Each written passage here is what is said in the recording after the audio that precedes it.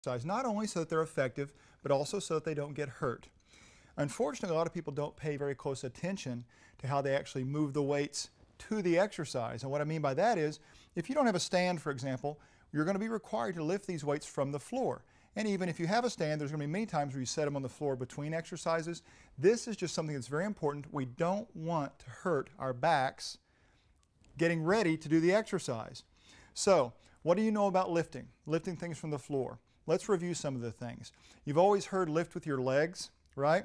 Well, that's okay, but I'd like for you to think one step beyond that.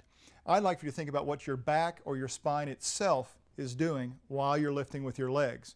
So, if you have your dumbbells on the floor, I would suggest you putting them close enough that you can put your legs around them so the weights are between your feet, and scoot up over them. Don't be back here trying to lift something that's way out in front of you, because that just adds stress to your spine. So once you're in the right position, consider this. I'm going to try my best to, as I bend my knees, to bend my hips and stick my hips out, and I'm going to try my best to keep my rib cage up and out. Now watch what I mean. As I start to bend forward and keep my rib cage out, that allows me to get all the way down while keeping my back pretty straight. Now I don't mean vertical, but I mean pretty straight and flat, at least from head to my butt. And you can see what I mean by that. Now the common mistake is to keep the hips tucked under, as if you're afraid somebody's going to kick your bottom when you stick it out, or to start slouching from the top and let your rib cage collapse, because that's how I end up with the rounded spine that we don't want to see. So watch. Let's put it into play. Hips out, chest out, bring the weights up. There you go. And we can take them over to whatever exercise we're going to do, and then here's the part you're liable to forget. Even if you lifted it correctly, we've got to lower it correctly.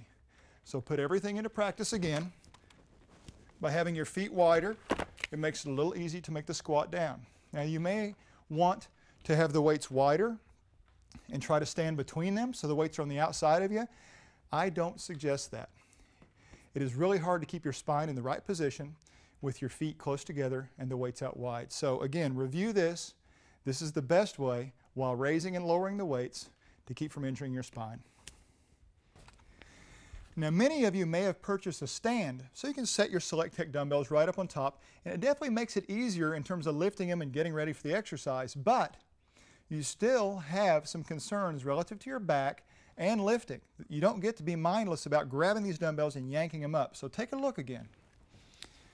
I'm going to suggest you keep the same things in mind as if you were lifting it from the floor, only it's much easier because you're not having to go so far down.